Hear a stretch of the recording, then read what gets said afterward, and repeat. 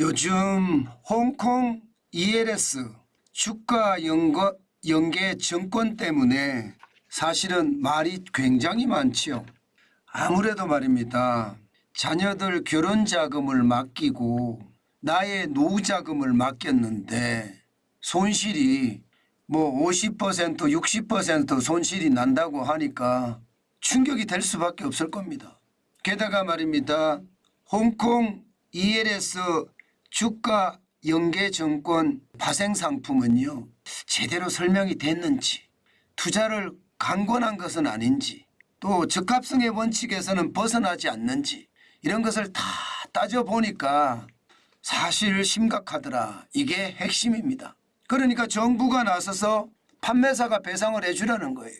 40% 이상을 배상해 주라는 뜻입니다.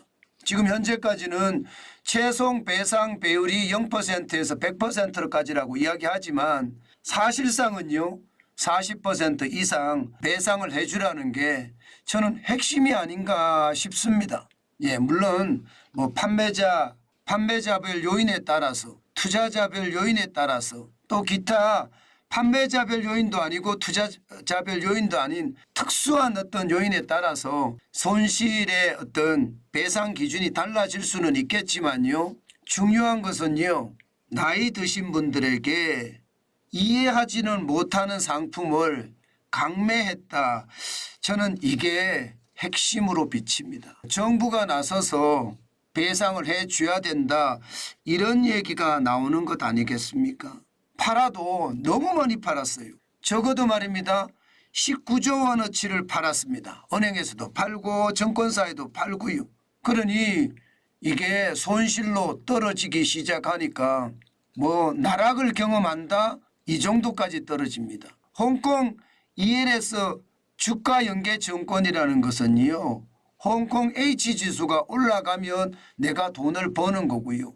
홍콩 H지수가 떨어지면 내가 돈을 못 버는 거거든요. 손실이 나는 거거든요. 그런데 떨어져도 너무 많이 떨어진 거예요. 12,000까지 올라갔던 게 지금 5,700이니까 떨어지고 완전히 폭락한 거죠. 50% 이상 손실이 나는 것은 저는 당연하다고 봅니다. 저는 이것을 보면서요. 참 심각한 생각을 세 가지를 했습니다. 하나는요. 정부는 도대체 뭐 했나 이런 생각이 들어요. 여러분도 알다시피 DLF라고 해서 파생 결합 펀드 이것도 문제가 생겨서 배상을 많이 해줬잖아요. 그 이후에 금융소비자법이 실행이 돼서 금융소비자들을 보호하기로 했습니다. 그런데 보호가 됐나요? 금융당국에서 제대로 감독이 안 됐다고 생각을 합니다. 그러니 이런 문제가 생겼죠. 여기에다가 판매사들 이게 많이 파는데 혈안이 돼서요. 소비자들을 속였다는 이야기밖에 안 됩니다. 거짓말로 속이고 친분으로 속이고 인간관계로 속이고 이렇게밖에 생각이 안 들거든요. 그만큼 말입니다. 적합성의 원칙이라든가 설명을 자세히 했느냐에 대한 문제라든가 여기에다가 강매하지는 않았느냐 이런 거 말입니다. 진짜 제대로 앞으로는 해야 됩니다. 여기에 세 번째는요. 투자자들입니다. 투자의 책임은 본인한테 있다고 생각을 해요. 기본적으로요. 모든 투자, 내 돈 가지고 투자하기 때문에 내 책임하에 투자해야 되지. 그것을 말입니다. 정부 때문에 그렇게 됐다. 판매사 때문에 그렇게 됐다. 이렇게 이야기하는 것은요. 억지입니다. 기본적으로는 억지입니다. 물론 그 와중에 불명확하게 이야기를 해서 불안전 판매가 된 것도 이해하지만요. 불안전 판매가 안 될 수 있도록 이제는 철저하게 들어야 됩니다. 그만큼 말입니다. 나도 책임이 있다는 것. 이것은 저는 분명하다고 생각합니다. 차제에 이제 이런 일 일어나면 안 돼요. 적합성의 원칙에도 어긋나고 설명도 제대로 안 해주고 강매하고 이런 일은 다시 일어나서는 안 됩니다. 이제 다시 일어난다면요. 저는 판매사뿐만 아니라 정부도 책임을 면치 못할 거라고 봅니다. 물론 투자자들은 저는 옛날같이 무조건적으로 그 상품을 잘 알지 못하는데 투자하지 않을 거라고 저는 믿습니다.